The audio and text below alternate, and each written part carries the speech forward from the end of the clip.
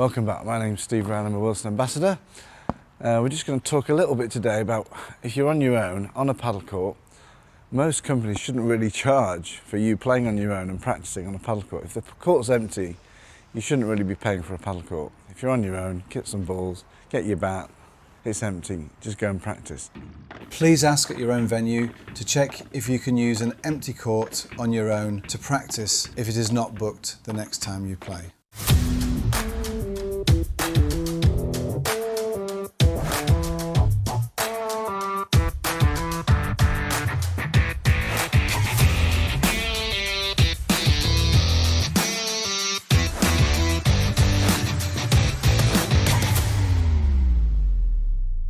The worst thing you could do would be to practice and ingrain it in your muscle memory the wrong technique, as I've seen a lot of people do.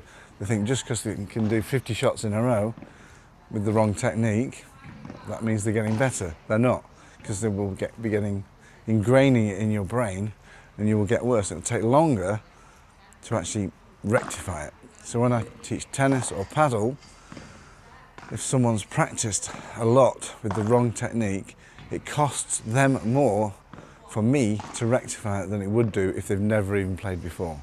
So a blank canvas is better than a mess. So this would be a mess, for example. So you've got topspin grip, semi-western forehand grip, someone's playing like this, you know, they think they're doing good, they're doing big swings, playing like tennis. They might do lots of shots, think they're doing really well. They might even play open stance because they're tennis players. They think they're getting the ball in a great way. Right, so a good way to practice your forehand, this is a basic forehand intro lesson. Make sure you've got the right grip, which is, you know, your chopper grip, some continental grip, V of your hand towards the left, and racket face open, racket face closed, bat face open, bat face closed. The main thing is to actually push it forwards. Look at my elbow is in.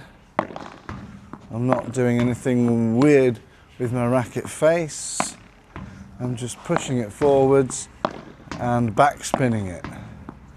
Two things to think about would be feet. I'm not open, so I'm not open, that's open feet. I'm sideways, and my racket is going through the line of the ball. So if I hit the ball, what do I mean by that? That's the line of the ball. If I take it back too far and hit the ball there, it goes that way. Hit the ball too early, it goes that way. I'm going through the line of the ball. If I hit it early or late, it's still going in the same direction.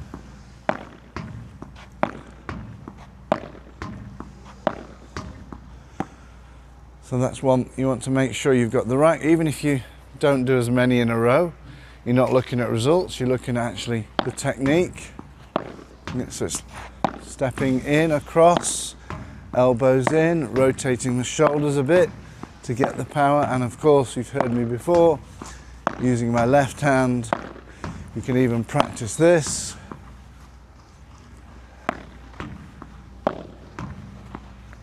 So I know here, look, bat, hand, contact.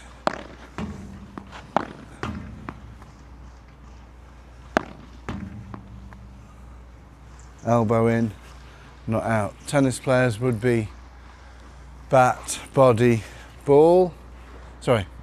Tennis players would be body, bat, ball, or body, racket, ball.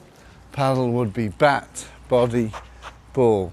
So tennis, body, bat, ball. Paddle, bat, body, ball. First thing in paddle, bat, hit, bat, hit. The racket that I have been using in this video is the brand new Wilson Defy Pro, which is designed for advanced paddle players who crave an equal blend of power and control. If you live in the UK, you can currently get 30% off the retail price using my discount code, which is SRSports-233. Please visit wilson.com. The link is in the description below.